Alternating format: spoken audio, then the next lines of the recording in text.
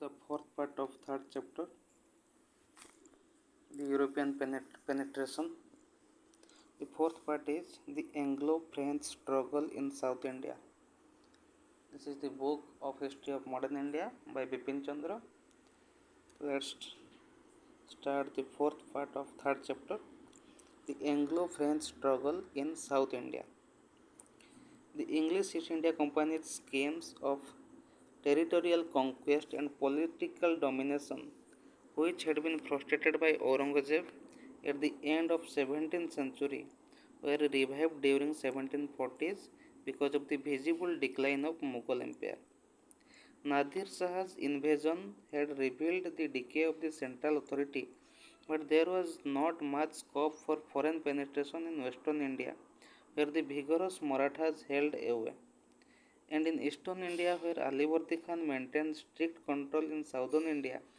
However, conditions were gradually becoming favorable to foreign adventurers, while central authority had disappeared from there after Aurangzeb's death. The strong hand of Nizamul Mulk Asaf Jaha was also withdrawn by his death in 1748. Moreover, the Maratha chiefs regularly invaded Hyderabad and the rest of the south, collecting Chauth. These raids resulted in politically unsettled conditions and administrative disorganization. The Carnatic was embroiled in fratricidal, fratricidal wars of succession. These conditions gave the foreigners an opportunity to expand their political influence and control over the affairs of the South Indian states. But the English were not alone in putting forward commercial and political claims. While they had, by the end of the 17th century, eliminated their Portuguese and Dutch rivals, France had appeared as a new rival. For nearly 20 years, from 1744 to 1763, the French and the English were to wage a bitter war for control over the trade, wealth, and territory of India. The French East India Company was founded in 1664. It was firmly established at Chandarnagar near Kolkata and Pondicherry on the east coast. The latter was fully fortified.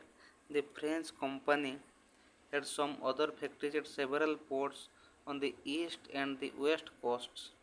It had also acquired control over the islands of Mauritius and Reunion in the Indian Ocean. The French East India Company was heavily dependent on the French government, which helped it by giving it treasury grants, subsidies, and loans, and in various other ways. Consequently, it was largely controlled by the government, which appointed its directors. After 1723, state control the company proved quite harmful to it. The French state of the time was autocratic, semi-feudal, and unpopular, and suffered from corruption, inefficiency, and instability. Instead of being forward looking, it was descendant, bound by tradition, and in general unsuited to the times. Control by such a state could not be in could, could not be could not but be injurious to the interest of the company. In 1742, war broke out in Europe between France and England. The war soon spread to India, where the two East India Companies clashed with each other. In 1748, the general war between England and France ended. Though war had ended, the rivalry in trade and over the possessions in India continued and had to be decided one way or another. Dupleix, the French Governor General at this time, now evolved the strategy of using the well-disciplined modern French army to intervene in the mutual quarrels among Indian princes and by supporting one against the another, securing monetary, commercial, and territorial favors from the victor. Thus, he planned to use the resources and armies of the local Rajas, Nawabs, and chiefs to serve the interest of the French company and to expel the English from India. The only barrier to the success of this strategy would have been the refusal of Indian rulers to permit such foreign intervention, but the Indian rulers were guided not by patriotism but by narrow minded pursuit of a personal ambition and gain. They had little hesitation in inviting the foreigners to help them settle accounts with their internal rivals. In 1748, a situation arose in the Carnatic and Hyderabad which allowed full scope to Duplex's talents for intrigue. In the Carnatic, Chanda Saheb began to conspire against Nawab Anwaruddin, while in Hyderabad the death of Asaf Jah Nizamul Mulk was followed by civil war between his son Nasir Jung and his grandson Muzaffar Jung. Duplex seized this opportunity and concluded a secret treaty with Chanda Saheb and Muzaffar Jung to help them with his well-trained French and Indian forces. In 1749, the three allies defeated and killed Anwaruddin in a battle at Amber. The latter's son, Muhammad Ali, fled to Trichinopoly.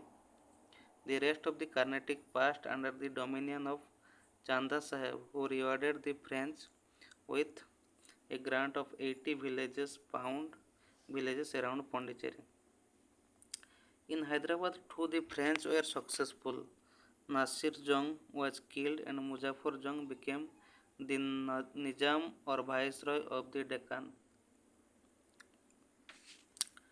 The new Nizam rewarded the French company by giving it territories near Pondicherry as well as the famous town of Muslipatnam. He gave a sum of rupees 5 lakh to the company and another rupees 5 lakh to its troops.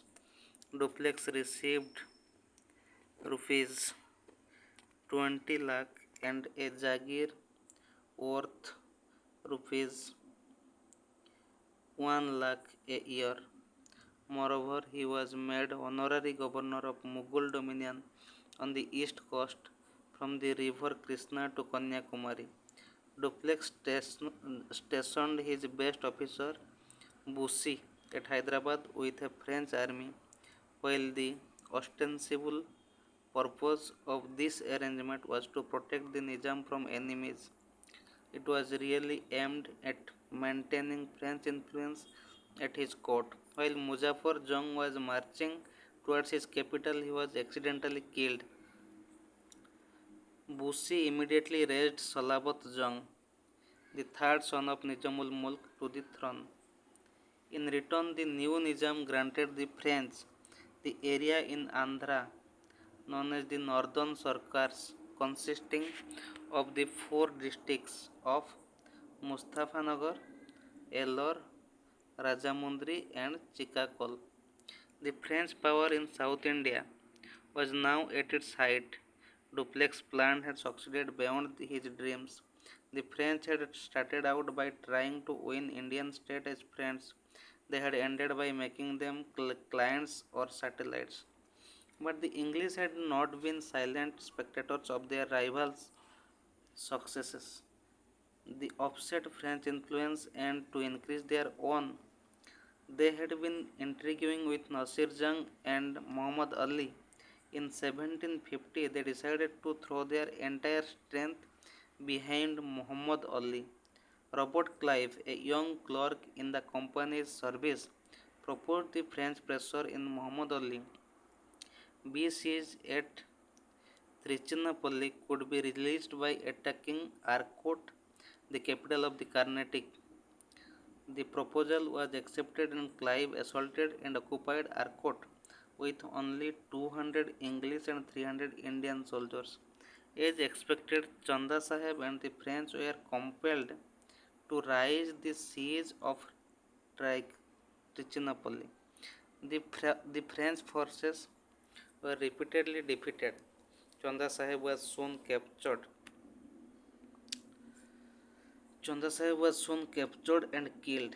The French fortunes were now at an eve, as their army and its generals had proved unequal to their English counterparts. In the end, the French government, weary of the heavy expenses of the war in India and fearing the loss of its American colonies, initiated peace negotiations and agreed in 1754 to the English demand for the recall of duplex from India. This was to prove a big blow to the fortunes of the French company in India.